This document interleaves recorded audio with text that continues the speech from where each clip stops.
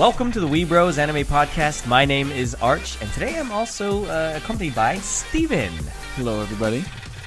Well, we're here again going to review the same animes that we had been reviewing, minus one. And plus one.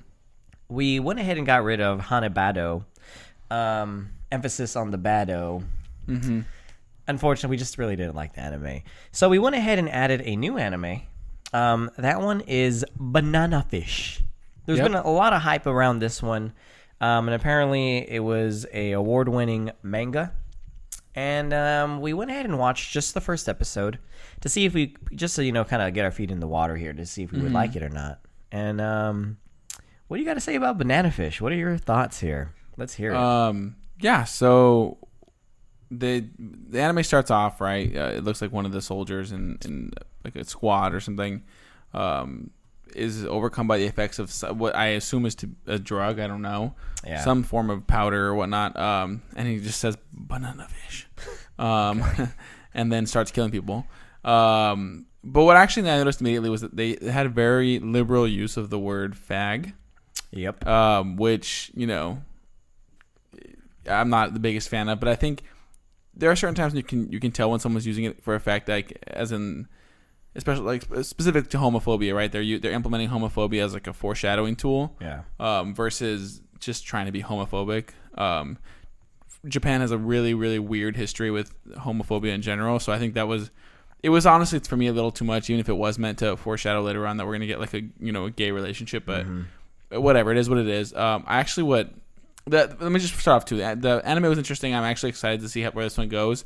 I like these kind of like mafia mob type TV shows, so I think it'll be interesting. I did though want to touch on like the way they discussed race.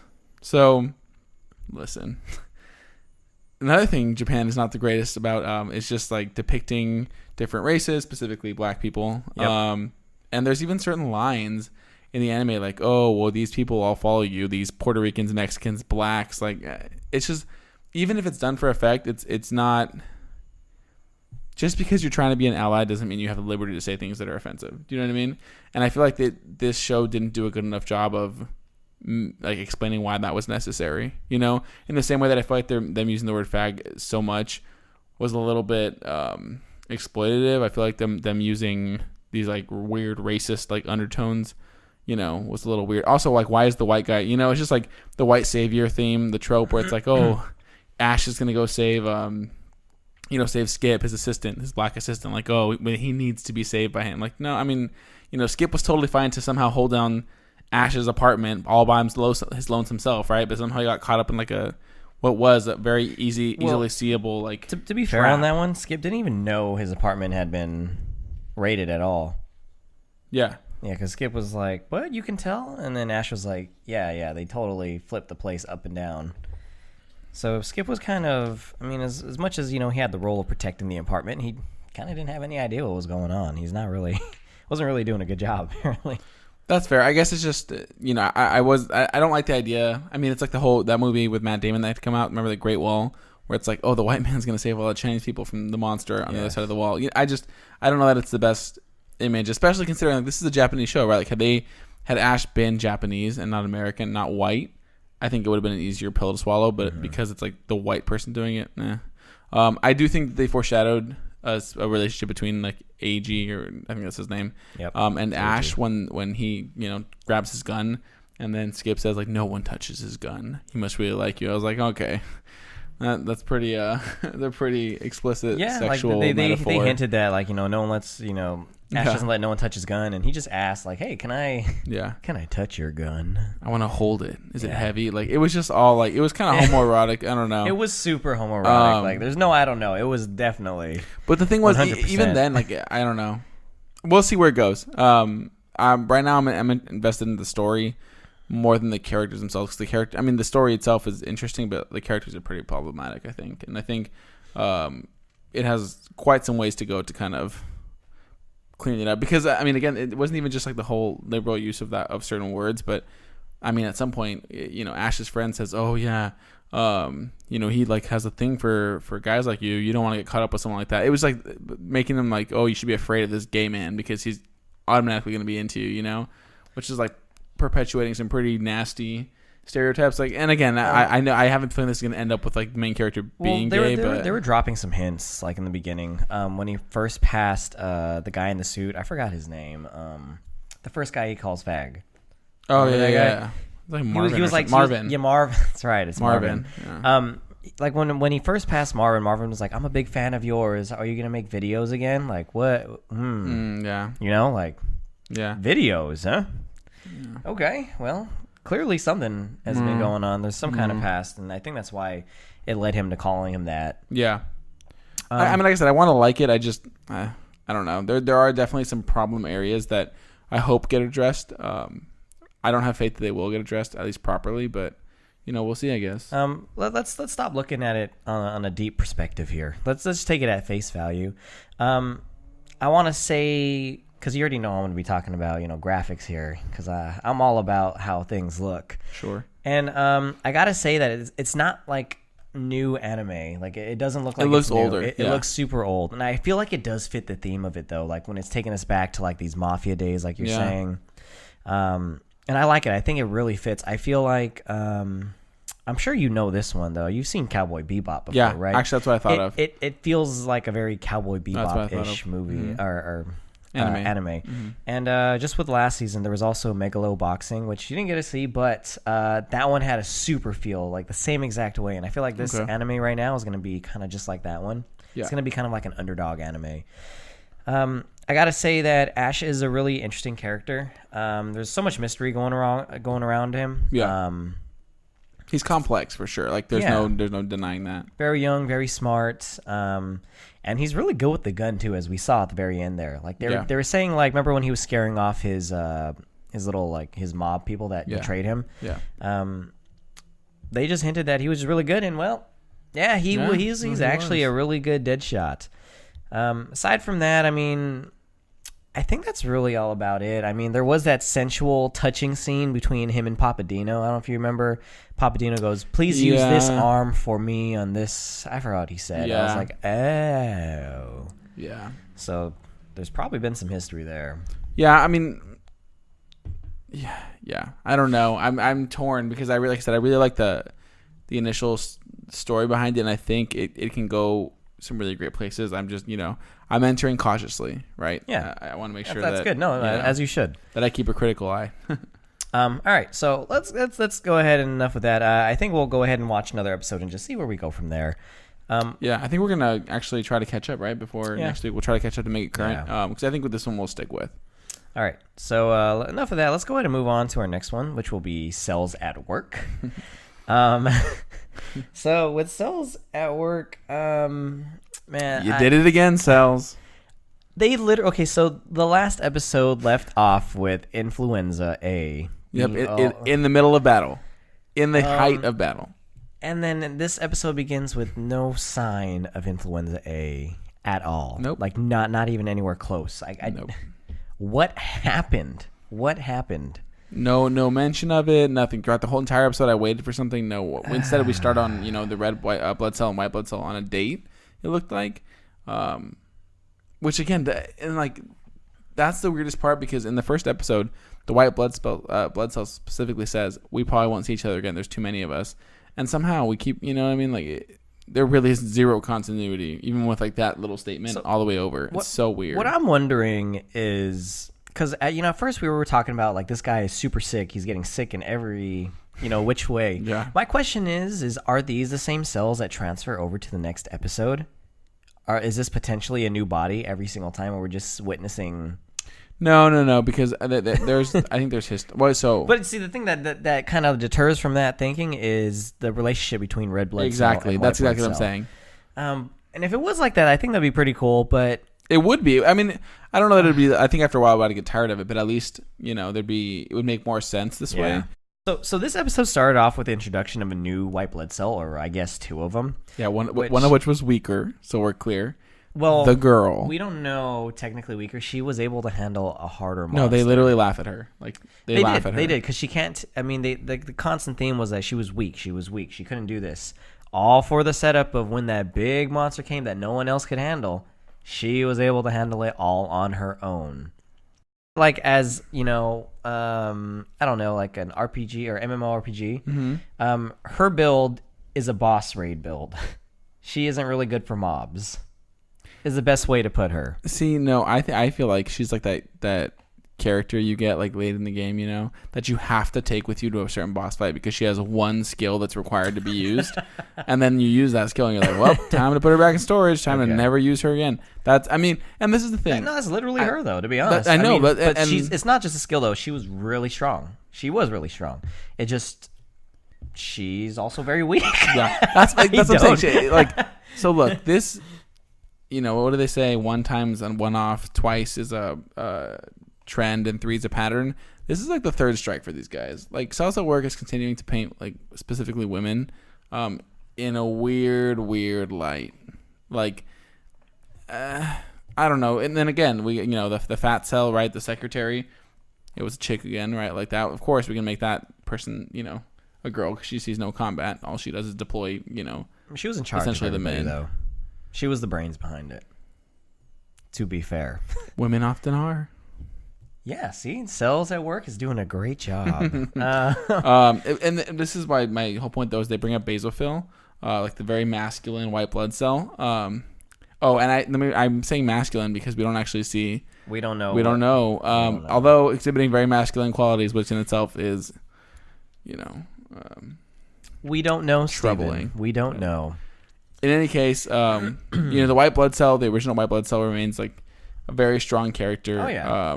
Probably, I think the most consistently strong throughout the anime thus far. But you know what? It just, if they're gonna keep doing this thing where the episodes have no actual like interwoven storyline except for the fact that he has a good relationship with the red blood cell, I don't know how it's gonna sustain itself. It's not that interesting. I really hope by the next episode the red blood cell is gonna just go, ow. Something with her hand. Yeah. I'm still waiting for something with her hand. At this point, I'll take it if they're like, influenza A is back. Like, some content. Like, because, like these things, and then I also really want them to address the fact that this guy has a terrible immune system. But I'm hoping the next episode we get introduced to, like, vitamins. Ooh, vitamins. Or like, yes, that'd be great. Penicillin. Like, just something that's going to make this poor guy get a better immune system, like. Geez, like we've seen what nutrients, are supposed to look like, but evidently they're never getting to where they're supposed to go because this man is frail or woman, really frail, gender non-binary. Okay, aside from all that, I do want to talk about the scene where he got eaten or decided to let himself be a sacrifice and be eaten. I really liked it because it looked really nice, like animation wise. It looked really nice, and you already know how I feel about like the white and the blood being on top of the white. He was covered in blood. It just looked really badass to me. And I was like, this character is awesome. Unfortunately, couldn't do anything against the boss. But, everyone has to have their downsides, I guess. Or I guess to kind of showcase. But that's also kind of what I didn't like either. Because they literally had the same exact thing happen in the last episode. Yeah. Literally the same exact story. And it's at some point, this stops being entertainment and starts being purely educational. And that's where it's headed. We are now going to the point where like the educational value of the show is becoming too prevalent and it's not fun anymore. The next thing we're going to talk about here is Harukana Receive. Yeah, okay. You know what? So I know we briefly talked about this. Hold on. Actually, I have to take the lead here because so the Go ahead. The episode opens up and my first note here is, where is that finger going? Because as per usual, this show starts this time very boldly starts with like a glimpse of, I want to say it's Haruka's like butt, like her butt. She's just like, and like I think it's Emily whose like finger is like literally just like on her cheek, and I was like, where, like at this point this is turning into full on like hentai. It really, like this episode in particular really pushed that line, and it's. While again, I think the series as a whole is getting more interesting. They need to. This is very clearly meant for like male eyes. Okay, well, it can be made for female eyes too. I don't, because it's literally girl on girl action. It's a common thing now, right? Which men primarily watch. Look it up; it's a real thing. Okay, Papadino, let's.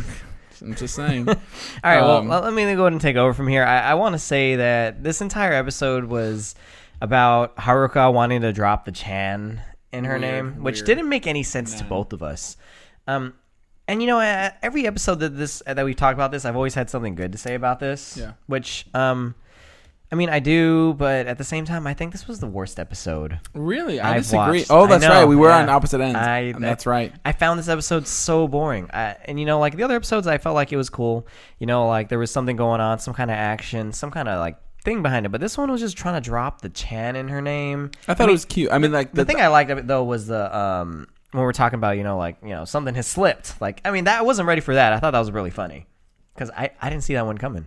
I did not see them bringing that up. But yeah, aside from that, I was really bored. Yeah, I don't even know how to address that properly on this podcast, so I'm just gonna leave it alone and say I also like Arby's.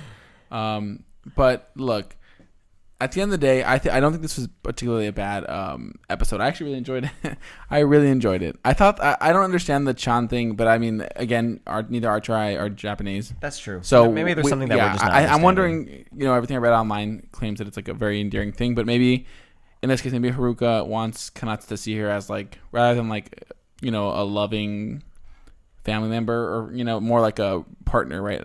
Like an equal, maybe. Kind of like in Spanish, like tú versus usted, right? Like just whether the respect is on it or not. I don't know.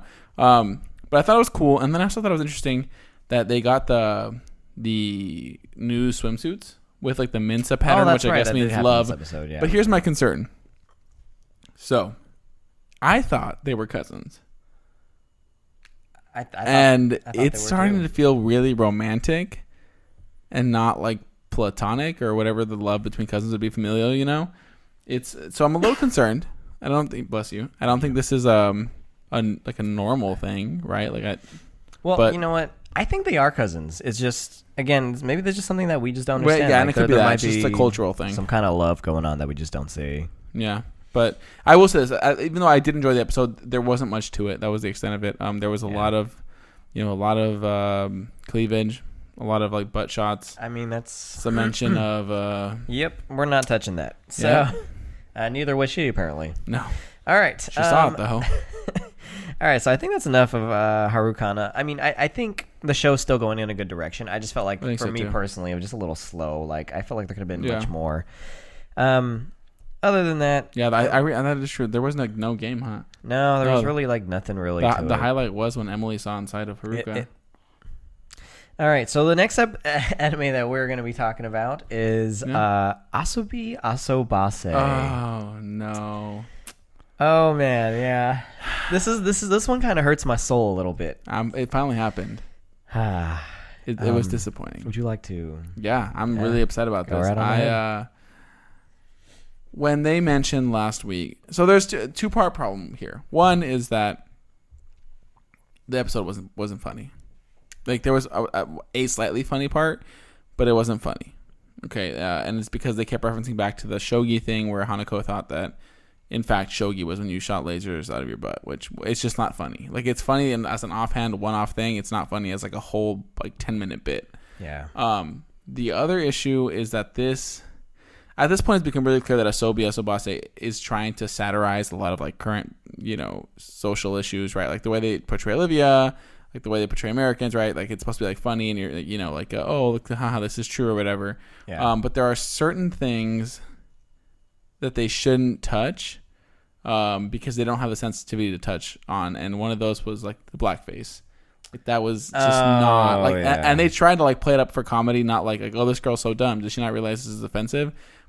But it just came across as more offensive. Something about that Japanese culture with like, making yourself like.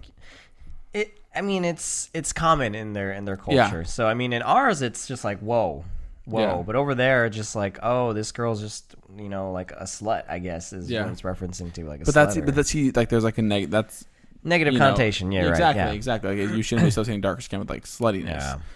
And also, sex positivity. 2018 guys. Well, speaking of that though, I think that was actually my favorite part of the episode. Oh no! Just not because of her, but because of Hanako. Actually, I remember when she like put the makeup on. I was like, oh no. Yeah. Oh, like Hanako again. remains like a gem.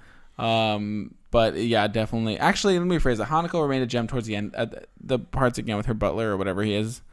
were just not interesting. They weren't funny. I'm just not into that type of humor. Yeah, I did like though. So we talked about this before. Kasumi was like a background character. She did take the forefront. No, she did, and she was very interesting. Like, I think she may have been the highlight of the episode. Whereas Olivia still gave us like one-liners that were kind of funny.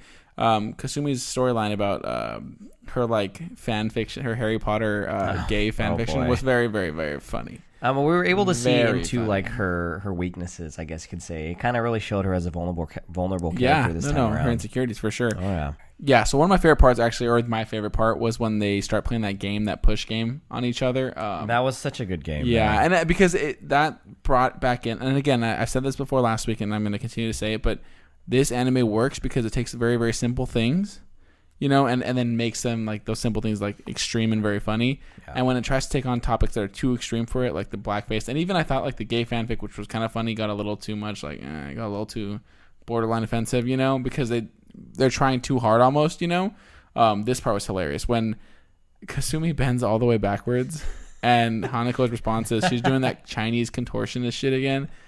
That was the best line of the episode. Yeah, and honestly, one of the best lines of the series. That was so, so funny.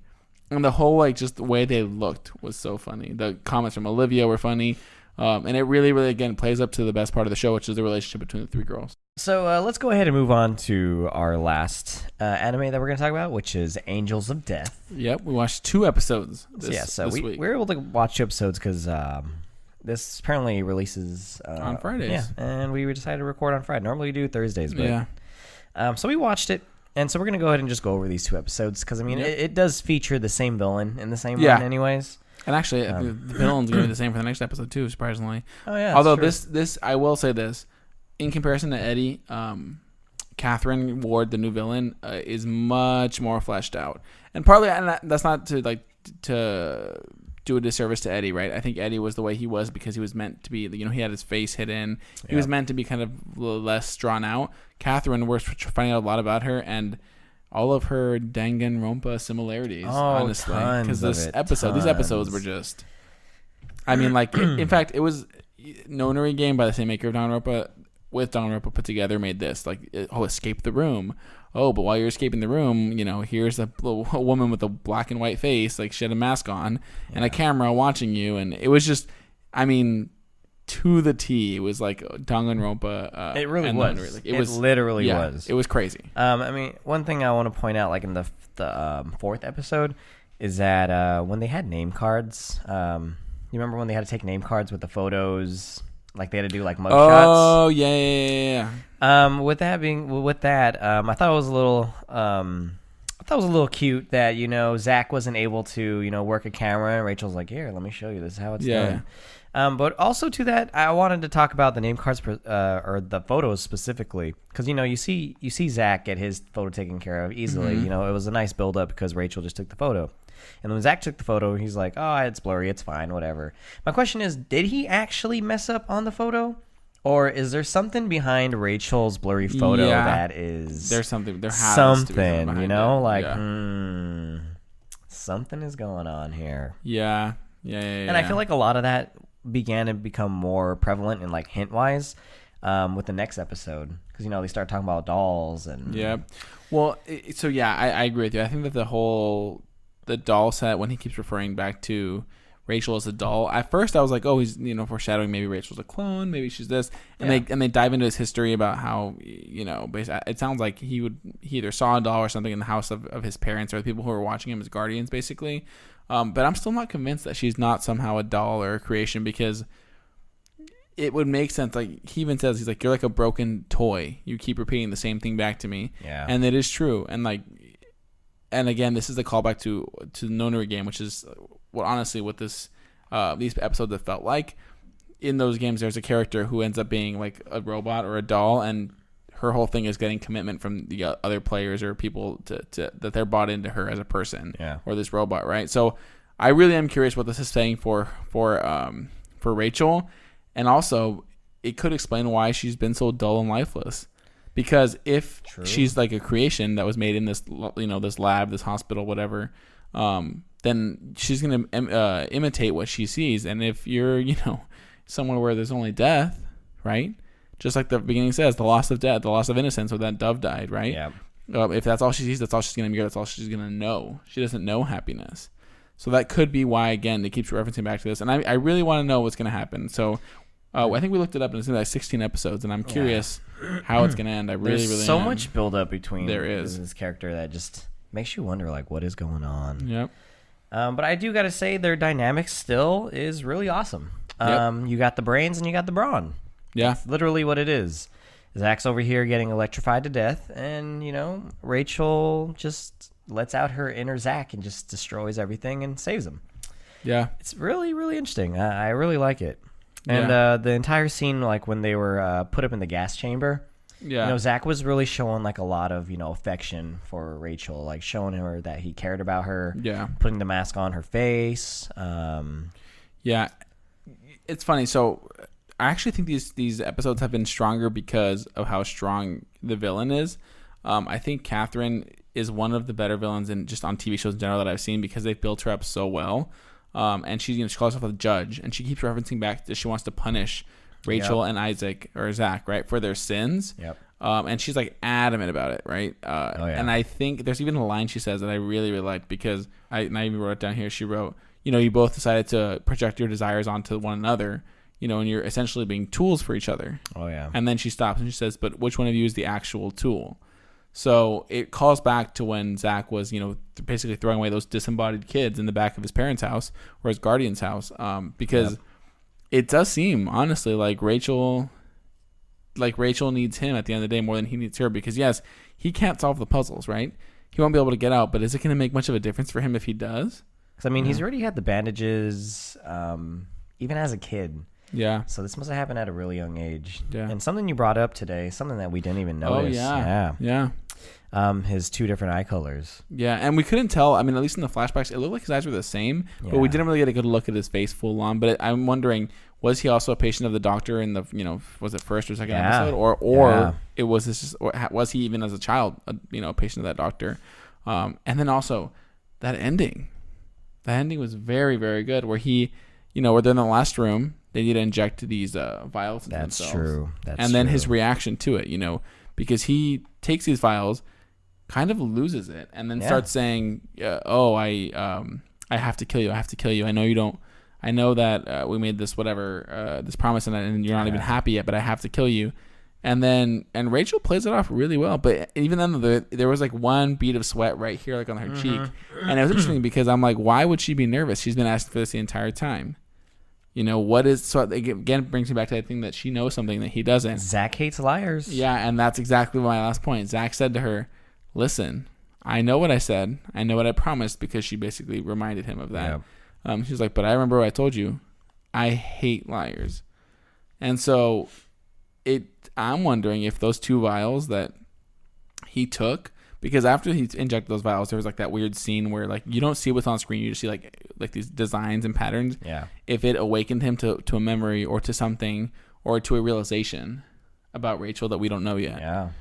Which is interesting because next week the title is Zach is the only one who can kill me. Yeah. So I feel like we're slowly going to start seeing more and more reveals about Rachel as a person, and also about what Zach knows, how he got into the guardianship of those two people who were killing kids. And why these kids are being killed. Because for all intents and purposes, it looks like this hospital, however awful it is, right?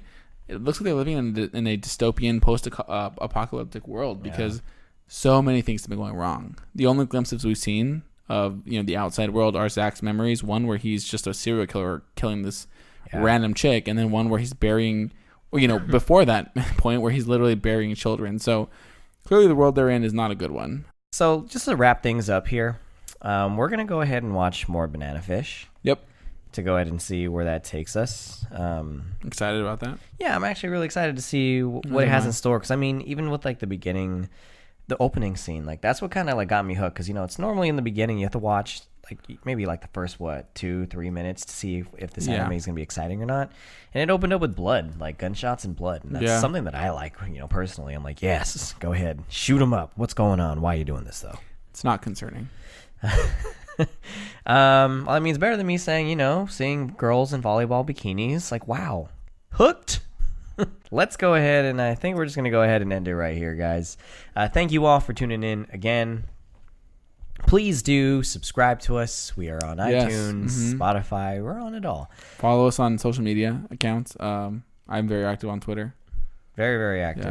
Yeah. I So- honestly would not be surprised if he was tweeting with his feet Yeah. as we speak. Yeah. Or other body parts. All right. With that being said, we're going to go ahead and end it here, guys. Thank you all for watching. And Thanks, see you guys. again next week.